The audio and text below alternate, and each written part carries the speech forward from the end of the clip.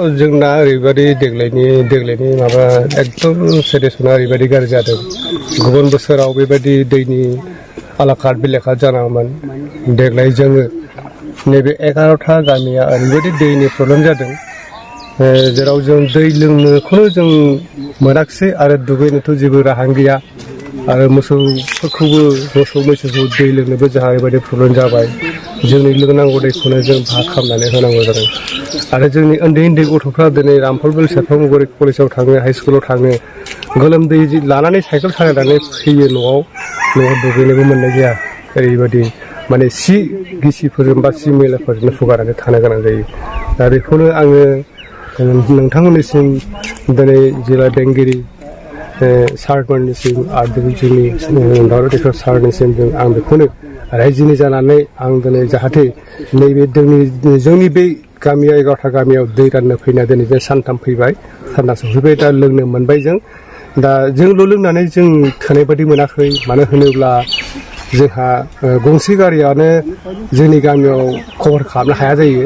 दा बेखौनो आङो सारमोननिसिम आङो एसे लुबैबावदों जे 6-7थासो गारि माने टेंकि गारिया फैनानै जथेस्थ' जोंनाव बे 11था गामियाव जेराव खनसेब्लाबो सफैनानै दैखौ माने रानफैयोब्ला मोजां होननानै आङो सारमोननिसिम आरो जिल्ला बेंगिरि सारनिसिम आं रिकुवेस्ट खालामदों आरो बेखौनो। बे 11था गामियाव गंबेसेसो दं? दा जोंनाव नैबे हाटखन गामियाव दङ जोंना 254 दङ आरो आंनि बे ग्राम सभा एरियायाव आरो दा आरो बेलेग दङ, बेलेग ग्राम सभानि दं। बेफोरखौ आं मथा मथि लाजोबाखै। दा बिसोरनि पपुलेसना बेसेबां दंबाथाय आं सोंनाय जागोन आरो उनावहाय। दा आंनि पपुलेसना बे 7था ग्राम सभायाव आंना 254 दङ आरो न'खर दङ। दा न'खर आरो बिनि पपुलेसनखौथ' आं साननो हाया। दा बेसेबां पपुलेसन दङ बेखौ आं उनाव खालामबाय थानोसै होननानै सानदों। मिरु सरकारनिफ्राय मोनसे जल जीवन मिशन होननाय बिथांखिनि गेजेरजों पेन्डिं दङ। दासिमबो दाबो पाइप लाइनखौनो माबा खालामाखै। टेंकिखौनो दिनै थिखोनाय जायाखै। दिनैसिमबो जों जल जीवन मिशननिफ्राय जोङो दैखौ मोनगोन होनना आसा दङमोन। नाथाय दासिमबो दिनै माखासे ठेकेदारफोरनि अबहेला खालामनायाव जोंनि बे गोनां जोंनि प्रब्लेम दा सिटुवेसनाव जोङो बेफोरबायदिखौ मोनब्ला जों दैनि थाखाय बिदि हालाखाट बिलाखाट जानाङामोन। आं बेखौनो मा खावलायगोन सोरखारखौ? माबाखौ थाबैनो लुफुंनांगौ आरो थाबैनो जोंनो बे दैखौ जौगाहोनांगौ होननानै आं बुंदों। जोंनि बे दावां बुथुवा गामियाव दैनि थाखाय बिराद जारला जोंहा। दा मानसि मोनलोङा मोसौ मोनलोङा, मोसौ मोनलोंबा मानसि गैया आरो दुगैनो लोबनो। दा बिदिनो सोरबा बोराय बुरि दङना, बिसोरथ' बिराद दैनि थाखाय बिराद जारला।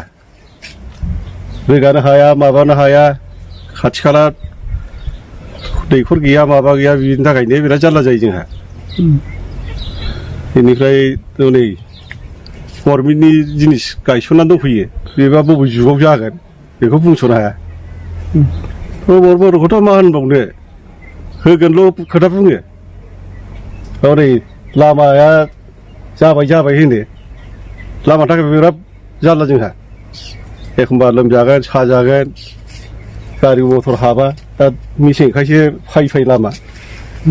दैज्लांबाथ' अखा हाबाय थाबाथ' गैखाया जाखाया। जोंथ' बेखौनो खावलायो, माने जोंखौ जाय मानसिया अनगोन बेखौ जों एफा एनै मदद होगोन आरो।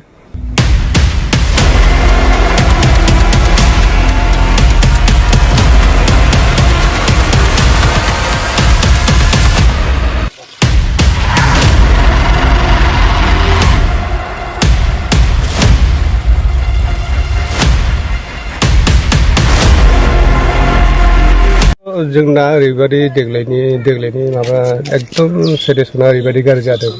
गुबुन बोसोराव बेबायदि दैनि आलाखाट बिलाखाट जानाङामोन। देग्लाय जोङो नैबे 11था गामिया ओरैबायदि दैनि प्रब्लेम जादों, जेराव जों दै लोंनोखौनो जों मोनाखिसै आरो दुगैनोथ' जेबो राहायानो गैया। आरो मोसौ मैसोखौ दै लोंनोबो जोंहा ओरैबायदि प्रब्लेम जाबाय। जोंनि लोंनांगौ दैखौनो जों भाग खालामनानै होनांगौ जादों। आरो जोंनि उन्दै गथ'फ्रा दिनै रामफलबिल सेरफांगुरि कलेजाव थाङो, हाइस्कुलाव थाङो, गोलोमदै लानानै साइकेल सालायनानै फैयो न'आव दुगैनोबो मोननाय जाया। ओरैबायदि माने सि गिसिफोरजों बा सि मैलाफोरजोंनो फुगारनानै थानो गोनां जायो। दा बेखौनो आङो नोंथांमोननिसिम दिनै जिल्ला बेंगिरि सारमोननिसिम आरो जोंनि दावराव दैखर सारनिसिम आं बेखौनो रायजोनि जानानै आं दिनै जाहाथे नैबे जोंनि बे गामियाव 11था गामियाव दै राननो फैना दिनै जों सानथाम फैबाय सानथाम सफैबाय दा लोंनो मोनबाय जों दा जोंल' लोंनानै जों थोनाय बादि मोनाखै मानो होनोब्ला जोंहा गंसे गारियानो जोंनि गामियाव कभार खालामनो हाया जायो दा आं बेखौनो आङो सारमोननिसिम आङो एसे लुबैबावदों जे 6-7थासो गारि माने टेंकि गारिया फैनानै जथेस्थ' जोंनाव बे 11था गामियाव जेराव खनसेब्लाबो सफैनानै दैखौ माने रानफैयोब्ला मोजां होननानै आङो सारमोननिसिम आरो जिल्ला बेंगिरि सारनिसिम आं रिकुवेस्ट खालामदों आरो बेखौनो बे 11था गामियाव गंबेसेसो दं दा जोंनाव नैबे हाटखन गामियाव दङ जोंना 254 दङ आरो आंनि बे ग्राम सभा एरियायाव आरो दा आरो बेलेग दङ बेलेग ग्राम सभानि दं बेफोरखौ आं मथा मथि लाजोबाखै दा बिसोरनि पपुलेसना बेसेबां दङथाय आं सोंनाय जागोन आरो उनावहा दा आंनि पपुलेसना बे 7था ग्राम सभायाव आंना 254 दङ आरो न'खर दङ दा न'खर आरो बिनि पपुलेसनखौथ' आं साननो हाया दा बेसेबां पपुलेसन दङ बेखौ आं उनाव खालामबाय थानोसै होननानै आं सानदों मिरु सरकारनिफ्राय मोनसे जल जीवन मिशन होननाय बिथांखिनि गेजेरजों पेन्डिं दङ दासिमबो नै दाबो पाइप लाइनखौनो माबा खालामाखै टेंकिखौनो दिनै थिखोनाय जायाखै दिनैसिमबो जों जल जीवन मिशननिफ्राय जोङो दैखौ मोनगोन होनना आसा दङमोन नाथाय दासिमबो दिनै माखासे ठेकेदारफोरनि अबहेला खामायनायाव जोंनि बे गोनां जोंनि प्रब्लेम दा सिटुवेसनाव जोङो बेफोरबायदिखौ मोननाय मोनब्ला जों दैनि थाखाय बिदि हालाखाय बिलाखा जानाङामोन आं बेखौनो मा खावलायगोन सोरखारखौ माबाखौ थाबैनो लुफुंनांगौ आरो थाबैनो जोंनो बे दैखौ जौगाहोनांगौ होननानै आं बुंदों जोंनि बे दावां बुथुवा गामियाव दैनि थाखाय बिराद जारला जोंहा दा मानसि मोनलोङा मोसौ मोनलोङा मानसि गैया आरो दुगैनो लोबनो दा बिदिनो सोरबा बोराय बुरि दङना बिसोरथ' बिराद दैनि थाखाय बिराद जारला रोगानो हाया माबानो हाया खाथि खाला दैखर गैया माबा गैया बिनि थाखायनो बिराद जारला जायो जोंहा